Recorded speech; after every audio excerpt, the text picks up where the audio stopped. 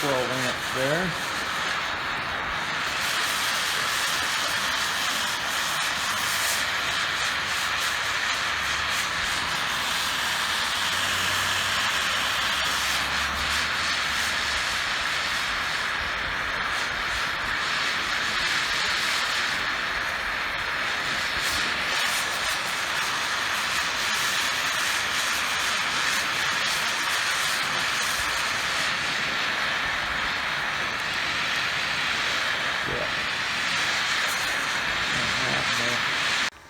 What's going on, fellas? Was just getting ready to bend a coil today and I needed my torch, and I noticed I've got some strange secondary reactions going on ever since I added aviation oil to the mix. Electrolysis can do that. It can break down organic compounds into other more complex or simpler substances. So I'm gonna have to flush this thing out before I can get started today, unfortunately.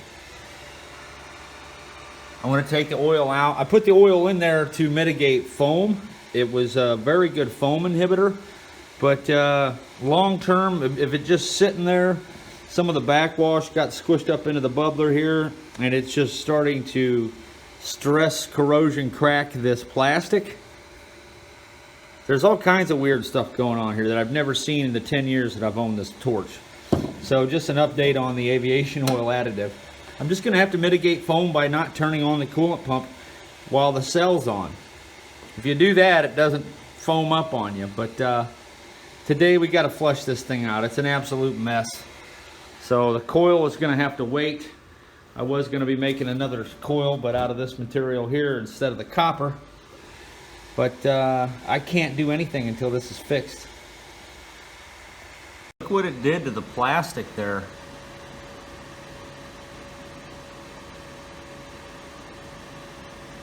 I'm not 100% sure of the nature of that, if it's something that is accumulated or if that's etched. I would say it's etched based on what we've seen here. That's stress, corrosion, cracking. That's on a thin skin inside of there. You can see where the skin is at for the most part. So you could study electrolysis for months on end about what might have happened here as far as the secondary reaction of electrolyzing the oil. The possibility that I was electrolyzing some oil is there. So any of you chemists who watch this channel, if you have any input as to what you think may have caused this. Now, I've run this thing for 10 years and never seen any destruction like this. Not much sodium hydroxide. See what that does. Okay, so finally got this thing all flushed out. This is about 15 amps to 16 amps. It might even be more than that by now. You can see there's no real foam. Yeah, I'm cranking about 18 amps of power. That's a lot of fuel. Very impressive output that we can no longer see. Basically, a tremendous amount of work goes into building one of these electrolyzers. There are so many cuts and holes and just so many factors. A lot of learning involved as well, but very glad I did it. Let's hook this thing up to the acetone infuser and fire it up full power, see what kind of flame we get out of it. So here's the flame I get off of that with the acetone.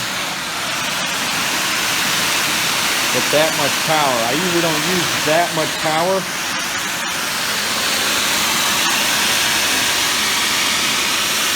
But definitely a pretty cool little unit. It's almost about to overpower this tip. So what that means is my mix is just a little bit too hot. I'm never going to want to run it that high. The acetone basically helps me achieve a reducing flame, or at least some kind of non-oxidizing flame, because the oxyhydrogen in itself gets everything so hot that it just literally scorches everything into black, unusable material. So I only use oxyhydrogen by itself for very precise soldering when I need a very teeny tiny little flame. It's very good for micro work when you got to get a lot of heat in a very small spot. But other than that, I usually just use the acetone.